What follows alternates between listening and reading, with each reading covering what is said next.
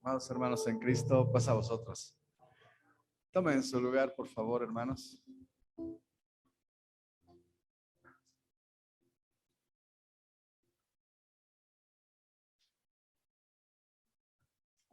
Quisiera comenzar, hermanos, con una pregunta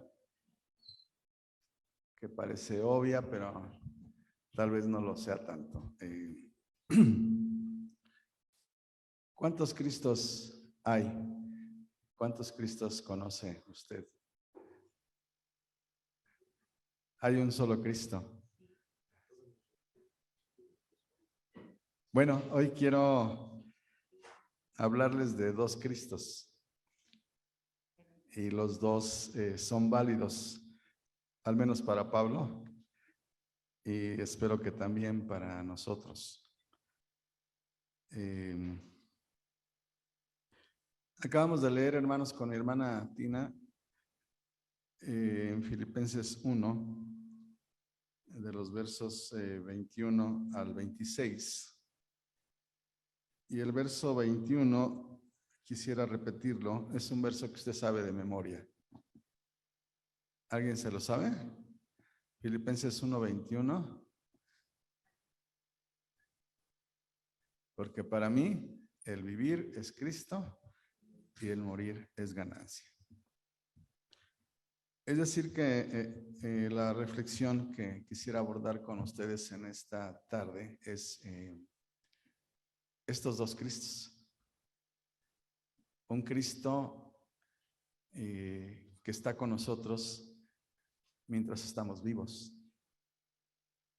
Y el otro Cristo que nos espera una vez que hayamos muerto. Y Pablo está hablando en este verso de esos dos Cristos. El Cristo con el que él vive y que dice, para mí el vivir es Cristo. Pero Pablo se debate entre estos dos Cristos porque dice,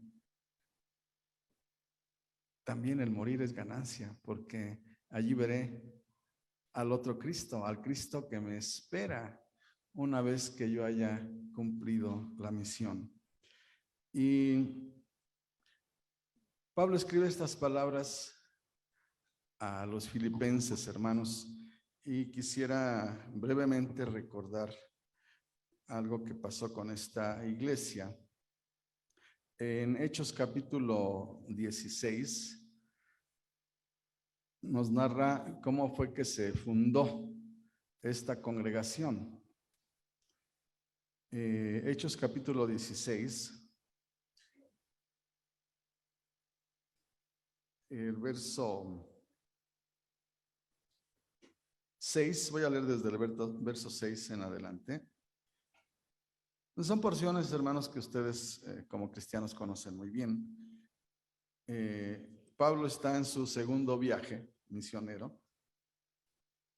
Y vean lo que pasó cuando él dice, atravesando Frigia y la provincia de Galacia, les fue, ¿sí me están acompañando ahí? ¿Les fue qué, hermanos? ¿Quién les prohibió? Les fue prohibido por el Espíritu Santo hablar la palabra en Asia. Y cuando llegaron a Misia, intentaron ir a Bitinia, pero el Espíritu, ¿qué hizo el Espíritu? No se los permitió. Y pasando junto a Misia, descendieron a Troas y se le mostró a Pablo, allí en Troas, en esta ciudad, una visión de noche. ¿Cómo era esta visión, hermanos? ¿Alguien de ustedes me ayuda a leer? Se le mostró a Pablo una visión de noche. ¿Qué fue? A ver, alguien de ustedes que lo lea fuerte. Andy, si nos auxilias que le dieras el micrófono a alguno de los hermanos que nos quiera ayudar a leer este verso 9. Por favor, Arely, muchas gracias.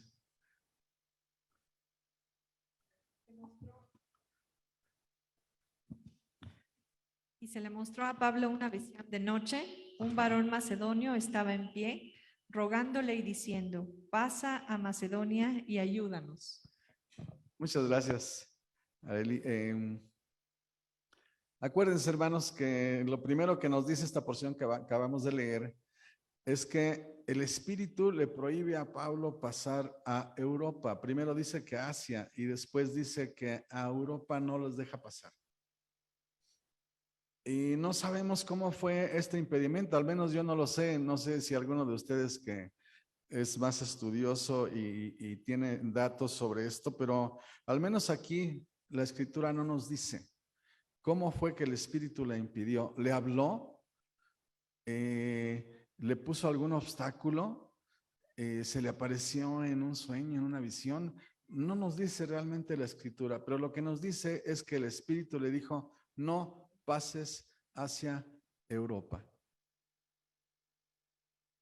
Y entonces Pablo llega a esta ciudad de Troas, tal vez pensando en ¿por qué? ¿Por qué Dios no quiere que pasen hacia ese otro continente? ¿Por qué? Si allí hay mucha gente que quiere recibir el Evangelio. Pero Dios tiene sus razones, hermanos. Dios tiene sus razones. Y Pablo, tal vez debatiéndose en esto, no sé si en Troas pensaba regresar. Y a lo mejor pensando en esto o soñando en esto, Dios le manda una visión. Y está un varón que él sabe que es macedonio, tal vez por las vestiduras, tal vez por los rasgos, no sé. Pero él sabe que ese varón es un varón de Macedonia. Y Macedonia, hermanos, era la parte norte de Europa, la parte norte de Grecia, ¿sí? Y está un varón parado y le dice, Pablo, por favor, pasa de este lado, pasa hacia acá y ayúdanos. Y entonces Pablo entiende que el Señor le está diciendo, Dios quiere que yo vaya ahora, ya no me está impidiendo, tengo que ir y predicar el Evangelio en esta primera ciudad europea. Filipos, hermanos, era una ciudad rica, porque era una ciudad que tenía minas de oro. Y además era una ciudad que tenía mucho comercio marítimo porque acuérdense que el norte de Grecia, bueno, toda Grecia pues está rodeada por pequeñas islas y los griegos son principalmente marinos. Y aparte es la puerta entre Europa y Asia. Entonces hay mucho comercio, era una ciudad rica. Pero hablando de las ciudades ricas, hermanos, fíjense que yo cuando de niño veía en las películas y veía Nueva York, decía, no, pues en Nueva York toda la gente vive en Manhattan y tiene unos pisos así con duela y y jacuzzis y viven una vida increíble, ¿no? Pero después vi otras películas, vean, donde pasaban al Bronx, ¿no? Y donde la gente que tenía, por ejemplo, que pasar para el Madison Square Garden, que es como la Arena México, pues, ¿no? Un lugar de espectáculos, como el Palacio de los Deportes. Tenía a veces que pasar por el Bronx. Y entonces pasaban con sus ventanillas cerradas y con mucho miedo porque pues allá asaltan, porque hay mucha pobreza. Y digo esto, hermanos, porque si Filipos era una ciudad rica, no quiere decir que todos los ciudadanos fueran ricos. Había gente pobre también, que tenía mucha necesidad. Y había gente rica. ¿Se acuerdan de Lidia, de Tiatira? Bueno, Lidia era una persona acomodada, hermanos. Una persona, podemos decir, una persona que tenía una empresa, una fábrica, porque vendía púrpura.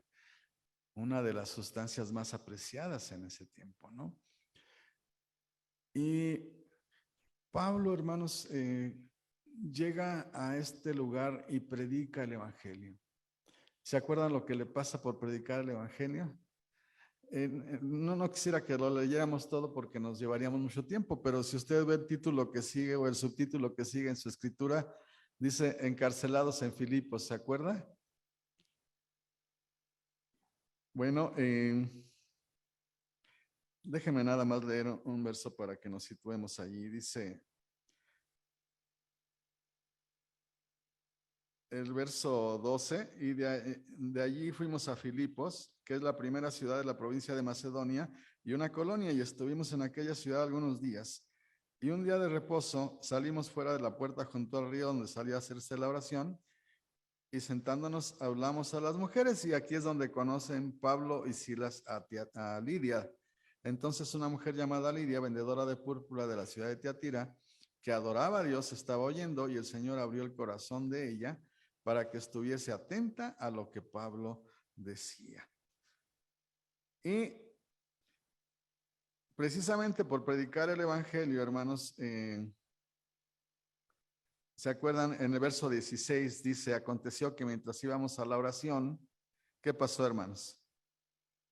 Nos salió al encuentro una muchacha que tenía espíritu de adivinación, la cual daba gran ganancia a sus amos adivinando, y está siguiendo a Pablo y a nosotros. Entendemos que aquí estaba también Lucas, hermanos, probablemente Timoteo y también Silas. Dice, estos hombres son siervos del Dios Altísimo, quienes os anuncian el camino de salvación. Y bueno, el desenlace de esto fue que como Pablo quita el espíritu de adivinación de esta muchacha, pues sus amos dicen, oye, pues se nos acabó la ganancia, y empiezan a alborotar a la ciudad. Y entonces meten a Pablo y a Silas en la cárcel. ¿Se acuerdan de esto? ¿Y se acuerdan qué hacen Pablo y Silas en la cárcel? Hermanos, los ponen en el cepo. O sea, están inmovilizados allí en este mueble, instrumento de madera en donde están inmovilizados. Están en la cárcel. Y dice aquí que comienzan a cantar himnos. Y están contentos, hermanos. Piensen ustedes que a lo mejor, no sé, cuando está en una situación así, pues cantamos himnos tristes, ¿no? Decimos, a ver, dígame un himno que le guste, pero que sea un himno triste. Cerca de ti, lleva un ritmo muy lento y es un himno como de decir, Dios mío, cerca de ti, Señor, quiero morar, aunque la melodía es triste, ¿verdad? Es lenta. ¿Mande? Gloria a ti. A ver cómo va Ivancito.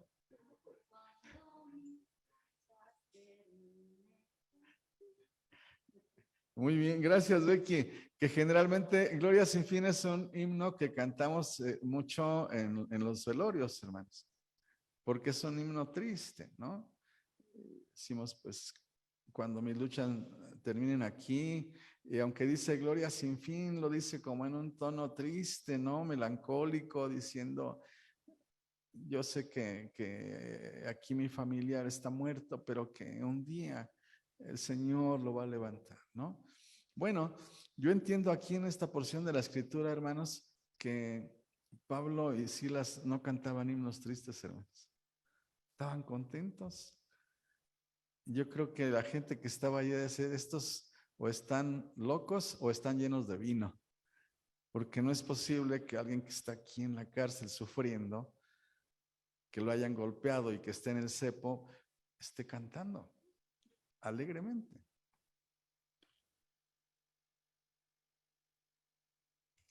Filipos, hermanos, era una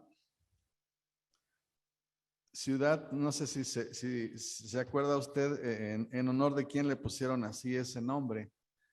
La ciudad no se llamaba así, me parece que se llamaba Crenidas o una cuestión así, pero un personaje histórico hizo que le cambiaran el nombre a esa ciudad. ¿Se acuerdan? Alejandro el Magno, su papá se llamaba Filipos. Y entonces, cuando Alejandro conquista el mundo conocido, decide hacer la capital de su imperio, no Atenas. Fíjense que qué curioso, siempre se ha dicho que Alejandro el Magno era griego. Fíjense que no era griego. Estaba educado en la cultura griega, pero en el momento en el que él nace, Macedonia no era griega. Es más, Filipos quería conquistar Grecia, ¿no? Que era la parte sur de esa península, ¿no? Y educa a su hijo en la cultura griega. De hecho, le trae al gran maestro Aristóteles, ¿no? Al gran filósofo, para que lo eduque. Y bueno, cuando Alejandro conquista el mundo, hace de esa ciudad su capital y le pone el nombre de su padre, Filipos. Y hermanos, Pablo escribe esta carta en circunstancias muy difíciles. Probablemente habían pasado, dicen algunos comentaristas, unos entre 10 y 12 años de cuando él llega por primera vez a Filipos y predica, a cuando Pablo escribe la carta. ¿Y saben en dónde escribe la carta, hermanos? ¿Cuál es la circunstancia de Pablo? Pablo está en Roma, está en la cárcel, y desde allí escribe la carta. Y es una carta, hermanos, no sé si ustedes han notado que en todas las cartas de Pablo a las iglesias, a Roma, a Corinto, a Galacia, dígame otra, a Colosas, ¿no? A Filemón, a Tito, en todas las cartas saluda, dice algo bueno y luego viene un pequeño regaño. Siempre hay una situación que señalar, una exhortación, dice Mayra. Sí, bueno, no digamos regaño, exhortación. Muy bien. Pero fíjense que en la carta a los filipenses no es así. Es una carta muy amorosa. Es una carta donde Pablo discute algunas cosas, pero no le está llamando la atención a los filipenses. Porque Pablo le tenía un gran cariño a esta iglesia. Esta iglesia, hermanos, fue una iglesia dadivosa, generosa. Una iglesia que siempre sostuvo a Pablo. En donde quiera que estuviera Pablo, ellos le enviaban dinero.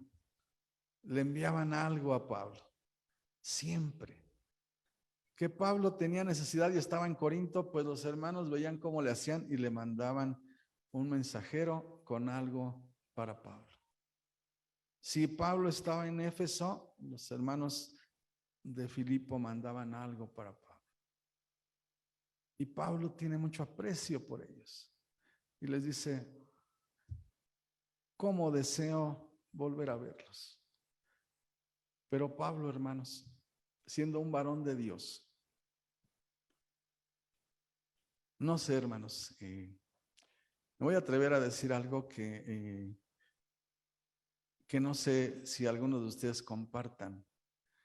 Yo creo que las personas de Dios como que presienten cuando el final está cerca. A algunas personas Dios les da saber eso. Y Pablo, estando en la cárcel, llevando ya un tiempo en la cárcel en Roma, viendo cuál era el comportamiento del imperio y del emperador hacia los cristianos, yo creo que Pablo dice, está cerca, está cerca. Así que les voy a escribir porque quisiera decirles algunas cosas antes de morir. Y entonces escribe estas maravillosas palabras que acabamos de leer. Y dice, para mí el vivir es Cristo y el morir es ganancia. Mas si el vivir en la carne resulta para mí en beneficio de la obra, no sé entonces qué escoger. Porque de ambas cosas estoy puesto en estrecho, teniendo deseo de partir y estar con Cristo, lo cual es muchísimo mejor, pero quedar en la carne es más necesario por causa de vosotros. Y confiado en esto, sé que quedaré, que aún permaneceré con todos vosotros para vuestro provecho y gozo de la fe, para que abunde vuestra gloria en mí en Cristo Jesús, por mi presencia otra vez en vosotros. Pablo, hermanos, se debate, entra en conflicto. Hermanos, dice, amados hermanos de Filipo, estoy preso. Sé que el fin está cerca. Y por un lado quisiera pedirle a Dios que me deje estar todavía por ustedes. Le pido a mi Dios, por un lado le pido que me saque de aquí y me deje verlos otra vez. Por el otro, le digo, Señor, quisiera verte.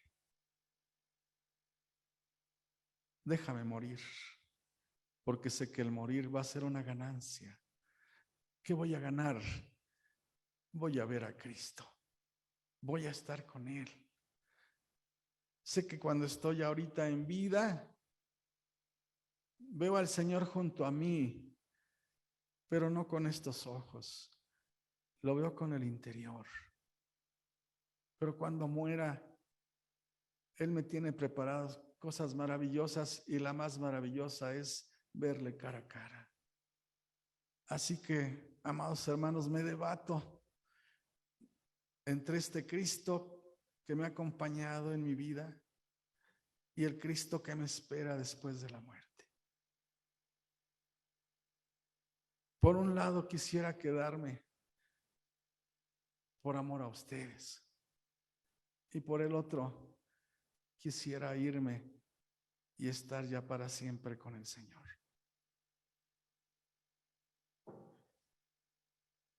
Mateo 19. Acompáñeme a esta porción de la Escritura. Mateo capítulo 19.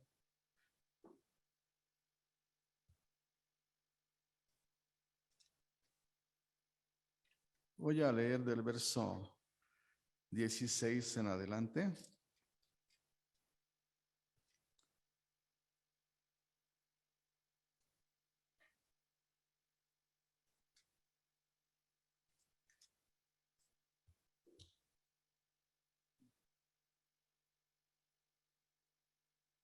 Mateo 19, 16 dice, entonces vino uno y le dijo, Maestro bueno, ¿qué bien haré para tener la vida eterna? Él le dijo, ¿por qué me llamas bueno? Ninguno hay bueno, sino uno, Dios. Mas si quieres entrar en la vida, guarda los mandamientos. Y le dijo, ¿cuáles? Y Jesús dijo, no matarás, no adulterarás, no hurtarás, no dirás falso testimonio, honra a tu padre y a tu madre, y amarás a tu prójimo como a ti mismo. Y el joven le dijo, todo esto lo he guardado desde mi juventud. ¿Qué más me falta? Jesús le dijo, si quieres ser perfecto, anda, vende lo que tienes y dalo a los pobres y tendrás tesoro en el cielo. Y ven, sígueme. Oyendo el joven esta palabra, se fue triste porque tenía muchas posesiones.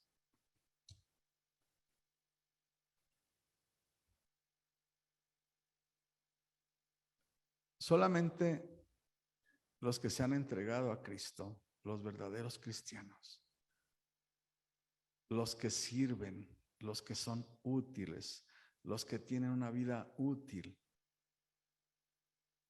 pueden decir lo que Pablo dijo. Para mí, me debato entre vivir con Cristo o morir y estar con Cristo. Porque, hermanos, no todas las vidas son útiles. Hace muchos años leí un libro de Rubén Leñero que después se hizo película. Creo que hay varias versiones. Una de ellas creo que con Tintán. Se llama La vida inútil de Pito Pérez. No sé si alguno de ustedes la ha visto. Y yo me preguntaba, ¿por qué la vida inútil? Si este hombre parece que vive muchas cosas fabulosas. De hecho, la trama del libro y de la película es que un señor encuentra a Pito Pérez. Él es un borrachín, de esas personas que están en la calle tomando, y comienza a oír una historia que le cuenta Pito Pérez de su vida.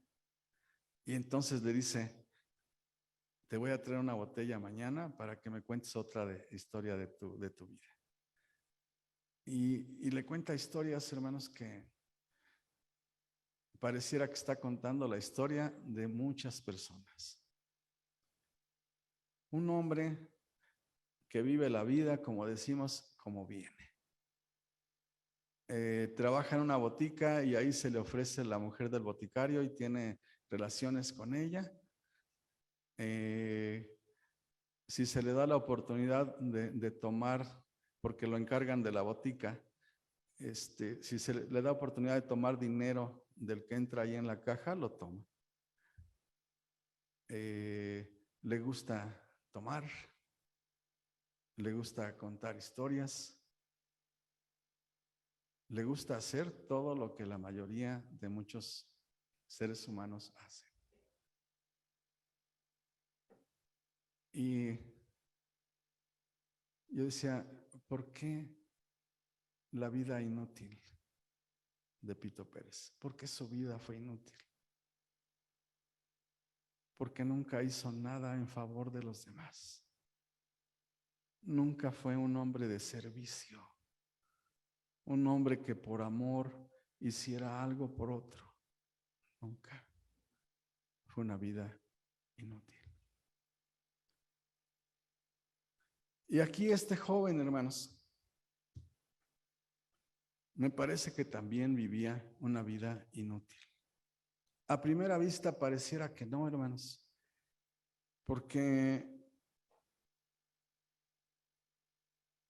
cuando le dice Jesús que pues guarde los mandamientos, le dice, pues ¿cuáles?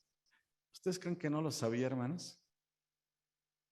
Bueno, es que habían supuestamente 613 preceptos y a lo mejor este muchacho lo que quería era que Jesús le dijera a qué corriente teológica se iba a adherir, a qué corriente doctrinal se iba a adherir, porque en ese tiempo, hermanos, habían quienes decían, ¿quieres tener la vida eterna? Guarda los mandamientos. ¿Cuáles? Los 10 mandamientos. Y habían otros que decían, no, tienes que guardar los 613 preceptos, todos, a la letra. Y dentro de esos 613, hermanos, estaba amarás a tu prójimo. Y entonces había una corriente muy fuerte en el tiempo de Jesús que ponían el énfasis en que no era necesario guardar los mandamientos, sino lo que se debía de hacer era manifestar el amor al prójimo, la preocupación por el prójimo, por sus necesidades y por suplir esas necesidades. Y por eso es que Jesús le añade, le dice de los 10 mandamientos, si se dan cuenta, ¿verdad? Está mencionando los mandamientos. Y también algo de notar aquí, hermanos, es que acuérdense que los 10 mandamientos están divididos en aquellos que son dirigidos a Dios, ¿sí? Como no tendrás dioses ajenos, ¿no? Acordarte has del sábado, etcétera. Pero Jesús los que menciona aquí son mandamientos que van hacia el prójimo. No matarás, no robarás, no cometerás adulterio. Honra a tu padre y a tu madre. O sea, Jesús se inclina hacia esa parte. ¿Se acuerdan cuál fue la pregunta que había hecho este muchacho? ¿Lo quieres decir fuerte, Adrián, Andrés? Ajá. ¿Qué bien haré? ¿Qué es lo que debo de hacer? ¿Qué es lo bueno hacer para tener la vida eterna? Fíjense, hermanos. Porque habían muy diferentes formas de pensar en ese tiempo y de interpretar la escritura, y algunos decían, no, tú necesitas estudiar mucho la escritura, saber mucho, porque al saber de la escritura vas a saber de Dios, y al saber de Dios, entonces vas a tener la vida eterna. Y habían otros que decían, debes de saber, pero debes de hacer. Si no haces, no vas a tener la vida eterna. Y este muchacho, fíjense lo que dice. Cuando Jesús le contesta lo que debe de hacer. Todo esto, ¿qué dice, hermanos? Bueno, aquí es un hombre joven y dice todo esto guardado de mi juventud. Realmente aquí a lo mejor una traducción más aproximada debía decir, todo está guardado desde mi adolescencia, ¿no? Entendemos que este era un muchacho a lo mejor de unos 20 y tantos años, pero él dice, desde que hice mi bar mitzvah, desde mis 13 años, esto lo he guardado yo perfectamente. Hasta amarás a tu prójimo como a ti mismo.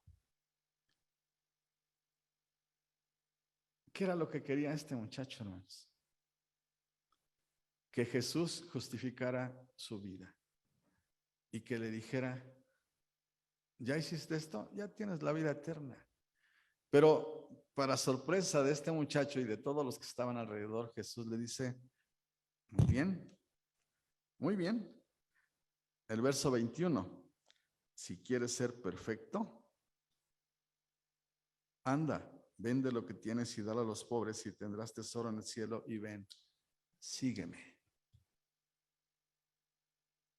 No sé, hermanos, si muchas veces los cristianos en general, no solamente en nuestra denominación, sino todas las denominaciones, a veces nos perdemos y pensamos que una vida útil para Cristo es una vida en la que guardamos los mandamientos, sabemos mucho de la Escritura, decimos que conocemos a Dios y decimos, yo esto lo guardo. Es más, desde que conocí el Evangelio, yo esto lo guardo. A mí yo no necesito preguntar, yo sé que con esto tengo la vida eterna. Pero Jesús le dice a este muchacho, ¿eres capaz de despojarte de todo por amor a los demás? Yo sé que tú eres rico y tú dices que amas a tu prójimo. Hay gente con mucha necesidad. Tú tienes de más. Dalo, regálalo. ¿Qué es lo que te está importando en la vida? ¿Quieres tener la vida eterna? Me tienes que contestar, ¿qué es lo que te importa en esta vida? ¿Qué es lo que persigues en esta vida? ¿Qué es lo que te da satisfacción? ¿Qué es lo que te hace sentir bien? De seguro que aquel muchacho, hermanos, se sentía bien comprando ropas buenas, ¿no creen? Ropas finas, alhajas, muchos zapatos, ¿no? No lo digo por las hermanas, también los varones luego compramos muchos zapatos. Le gustaba la buena comida, ¿no? Yo no creo que comiera lo que el pueblo comía, no, pues platillos especiales, ¿no? Ahora, bueno, hay grandes restaurantes. En ese tiempo yo creo que lo que había era grandes proveedores, ¿no? Proveedores que traían la mejor fruta, la mejor carne, etcétera, ¿no? Platillos escogidos, y yo creo que él empleaba a los mejores cocineros para que le hicieran comidas exquisitas, ¿no? Vino, pues tenía todo el vino que quisiera tener. Amigos, bueno, también de esos amigos que da el tener muchas cosas, hermanos, ¿no? Yo creo que su casa estaba llena todos los días cuando él quería. A lo mejor había veces que decía, hoy voy a comer solo, ¿no? Pero otras veces decía, pues voy a invitar a todos los muchachos, y nos vamos a divertir aquí en grande.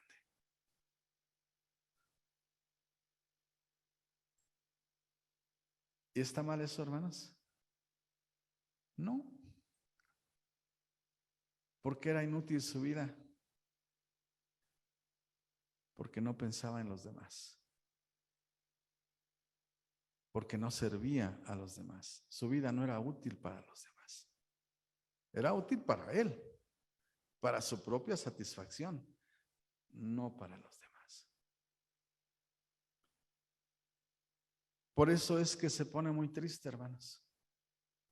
Si ahorita alguno de nosotros nos dijera, el Señor aquí, estuviera aquí, Señor, es que aquí nos hemos debatido en Belisario, que si guardamos la ley y que si la ley nos da la salvación, ¿qué nos da la salvación? ¿Qué nos da la vida eterna, maestro? Tú, qué bueno que estás aquí para que nos digas. Pues miren, no matarás, no adulterarás, no robarás, honra a tu padre y a tu madre. Maestro, pues viniste a la iglesia que hace eso. Esta congregación es de las pocas denominaciones cristianas que guardan los 10 mandamientos. ¿Qué más? ¿Qué nos falta? Porque con eso que dices ya estamos apuntados, maestro. De una vez ve tomando aquí la lista porque todos estamos adentro. Muy bien. Y amarás a tu prójimo como a ti mismo. Maestro, yo cuando tengo un poquito de más del gasto, pues veo a alguien en el crucero y se lo doy. Y si algún hermano en la congregación tiene, pues yo también le doy. Y uno dice, oye, perfecto. A ver, pues sí tienen razón, diría el Señor Jesús. Hermanos, pues ya, miren, nada más pásense para acá porque ustedes ya tienen la vida eterna, ¿no? ¿Y qué tal si nos dijera,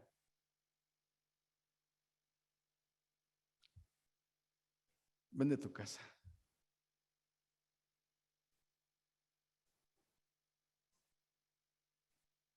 No te preocupes.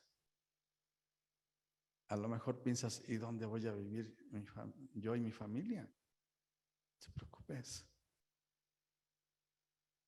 Porque esta vida nueva es una total confianza en mí. ¿Tú me estás diciendo qué tienes que hacer para tener la vida eterna? Confía totalmente en mí. Déjate caer. Hay un libro de el señor que escribió Juan Salvador Gaviota, Richard Bach, que se llama Ilusiones, y dice, cuenta una historia de que había una piedrita que era tan pequeñita que flotaba. Entonces alcanzaba a ver un poquito. No estaba en la superficie, pero alcanzaba a ver como que destellos de luz. Y decía, híjole, nada más por momentos estoy ahí porque luego como que le ganaba el peso y caía otra vez al fondo del río. Y entonces cuando caía le decían las demás piedritas, ¿qué estás loco? ¿Por qué siempre como que te sueltas tantito y te dejas ir? Te va a pasar algo malo, ¿eh? Te va a pasar algo malo. No puedes hacer eso. Y dices que, no sé, como que adivino un mundo maravilloso allá, más allá de donde veo la luz, en la superficie. No, tú estás mal, ¿eh? No andes metiendo esas ideas. Pero un día, aquella perita se soltó y dejó que se lo llevara la corriente y entonces comenzó a subir y vio la luz y vio los árboles y dijo, esto no lo había visto nunca. Y les gritó a las que estaban abajo, suéltense, hay otro mundo acá. Y las otras piedritas dijeron, no, tú porque yo creo que nos estás mintiendo, ese mundo no existe. Amados hermanos, Ese mundo sí existe. El mundo después de esta vida existe.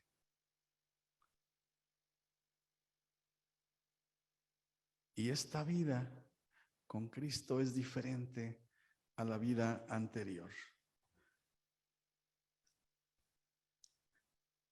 Déjenme unos minutos más para pensar en Pablo. Pablo pensaba que llevaba una vida útil. Fariseo de fariseos, de la tribu de Benjamín, la tribu de los reyes, porque el primer rey de Israel fue de la tribu de Benjamín, es decir, de la nobleza judía, es decir, de buena cuna, de buena sangre, ¿no? Además, educado con los mejores maestros de Israel a los pies de Gamaliel. Desde pequeño enseñado en los preceptos de la ley y cumplidor como ninguno. Él decía, en cuanto a la ley, intachable.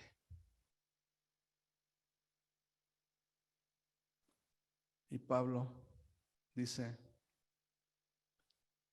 todo eso lo tengo por basura.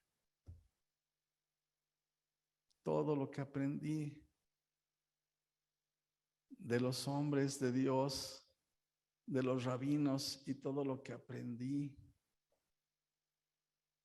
en la ciudad donde nací, en Tarso, de los griegos, filosofía, matemáticas, biología, ciencia, todo lo tengo por basura.